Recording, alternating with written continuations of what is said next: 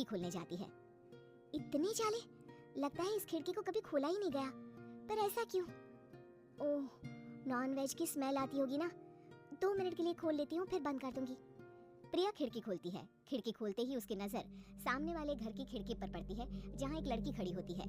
हाथों में मेहंदी, लाल रंग की साड़ी, बिल्कुल सजी धजी, मानो प्रिया की तरह ही वो भी नई नवेली बहू हो।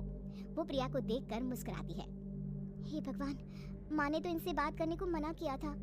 प्रिया फौरन ही खिड़की बंद कर देती है और तवे पर चढ़े रोटी की ओर देखने लगती है, पर वहाँ रोटी न होकर मछली पड़ी होती है। ये क्या? पहली ही रसोई में इतनी बड़ी गलती! हे भगवान, अब मैं क्या करूं? प्रिया बहुत डर जाती है और फौरन रसोई की सफाई करने और फिर सभी के लिए खाना बनाने लग जाती है। जब वो सबको खाना परोसती है, सब तो ठीक है, मैं बेकार में चिंता कर रही थी। हे भगवान, ऐसे ही बस अपनी कृपा बनाए रखना। रात के वक्त जब सब सो रहे होते हैं, तब प्रिया को पायल की आवाज सुनाई देती है, जिससे उसकी आंख खुल जाती है। ये पायल की आवाज कहाँ से आ रही है? प्रिया उठकर उस आवाज के पीछे छत की सीढ़ियों तक जाती है। तभी उसे बच्चे के रोने की आवाज आती है। प्रिया छत पर जाती है तो क्या देखती है? वही लाल साड़ी वाली लड़की अपनी गोद में एक नवजात बच्चे को घुमा घुमा कर सुला रही है। तभी प्रिया की नजर उसके पेट पर पड़ती है। ओह गॉड, ये तो प्रेग्नेंट भी है।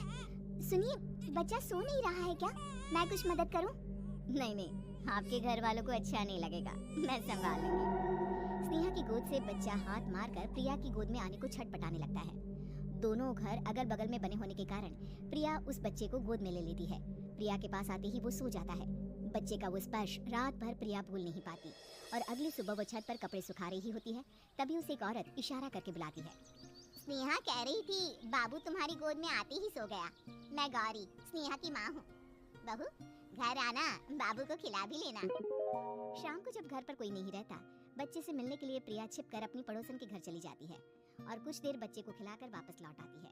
इसके कुछ दिन बाद ही प्रिया को पता चलता है कि वो माँ बनने वाली है। ममता की खुशी का ठिकाना नहीं रहता। माँ जी, पता नहीं क्यों उल्टी आ रही है। प्रिया भागती हुई वॉशरूम में जाती है तो हरे और लाल रंग की उल्टी करती है। उस उल्टी में से कीड़े निकलते हैं। ये क्या? खून और ये कीड़े! माँ! माँ! प्रिया की आवाज सुनकर ममता दौड़कर आती है, पर बेसिन में कुछ नहीं होता। प्रिया हक्की बक्की रह जाती है। ये सब क्या हो रहा है? प्रिया घबरा जाती है और अपने कमरे में जाकर सो जाती है। डर के कारण वो इतनी थक जाती है कि उसकी आंख लग जाती है। तब उसे ऐसा लगता है उसके पेट पर मानो कोई बैठा हुआ हो। कौन हो? प्रिया के पेट पर एक 5 महीने की बच्ची बैठी हुई थी, जो बुरी तरह जली हुई थी। माँ, तुम ही मुझे लाई ना अपने पेट में? मैं तुम्हारी माँ नहीं हूँ। कौन हो तुम? माँ, देखो मैं जल गई बुरी तरह से। 6 महीने पेट में रहने को भी मुझे नहीं मिला। सिला दो ना माँ। बचाओ! बचाओ! माँ! ममता दौड़कर कमरे में आती है। प्रिया की बातें सुनकर वो सब समझ जाती है। तू कहीं बगल वाले घर में तो नहीं जाकर आई ना बहू? मुझे माफ कर दो, मैं गई थी माँ। उस घर में सब मरे हुए हैं बहू। कई साल पहले स्नेहा उस घर में बहू बनकर आई थी। कुछ ही दिन में वो एक बच्चे को जन्म देने वाली थी। पूरा घर बच्चे के आने की खुशी में खोया था कि एक दिन अचानक उस घर में आग लग गई। सब बुरी तरह जलकर मर गए।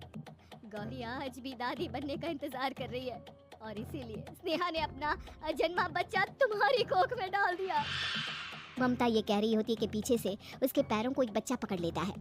दादी, दादी। माँ, स्नेहा की गोद में यही बच्चा था। ये बच्चा कौन है फिर? तेरी मौत है। तेरी भी दादी। जिस चीज का ममता को डर था वही हो गया। ममता निवास के ऊपर मौत ने चादर बिछा दी थी। प्रिया का पेट ऐसे बढ़ जाता है मानो 9 महीने का हो। 2 हाथ उसके पेट से बाहर निकलते हैं। बहू, संतोष को फोन कर, किसी पंडित जी को बुला बहू। प्रिया का पति भागता हुआ घर आता है। ये तो होना ही था माँ।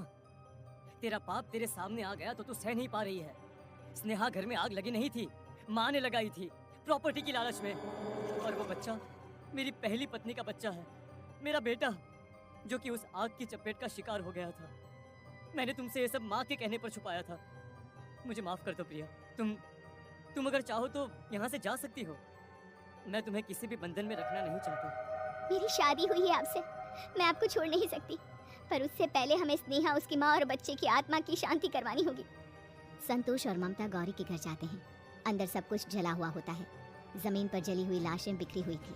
ममता रो रो कर अपनी करने की माफ़ी गौरी से मांगती है। प्रिया स्नेहा के घर वालों का अंतिम संस्कार करवा देती है और ममता निवास